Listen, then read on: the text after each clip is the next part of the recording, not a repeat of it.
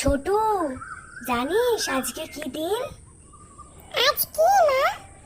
আজকে হলো ভূত চতুর্দশী। আজকে 14টা শাক খেতে হয়, না হলে কিন্তু ভূতে ধরে, বুঝলি? শাক না খেলে মা সত্যি ভূতে ধরবে? হ্যাঁ রে, আজকের দিনে সব ভূতেরা ঘুরে বেড়ায়। যারা 14 শাক খায় না, তাদের রাত্রিবেলায় ভূতে আনতে আসে। দেখ কি সুন্দর গন্ধ বেরোচ্ছে। তোর জন্য 14 শাক আর ভাত করেছি, নিয়ে ঝটপট খেয়ে নে। এই দেখো মা, আমি সমস্ত ভাত আর শাক খেয়ে নিলাম। এবার তাহলে প্রদীপ জ্বালাই। মা এখন আর ভূত ধরবে না তো? না রে সোনা, এখন তো আমরা সারা বাড়ি দেখ কি সুন্দর প্রদীপ দিয়ে সাজাচ্ছি। এখন সারা বাড়িতে আলো, আর এই আলোর মধ্যে কখনোই ভূত আসতে পারে না। সবসময় মনে রাখবি, ভালো কাজ করলে কখনোই ভূতেরা কাছে আসতে পারে না, বুঝলি? আচ্ছা মা, আমি তোমার কথাটা সবসময় মনে রাখবো। আর ভূতকেও কখনো ভয় পাবো না। সবসময় ভালো কাজ করবো।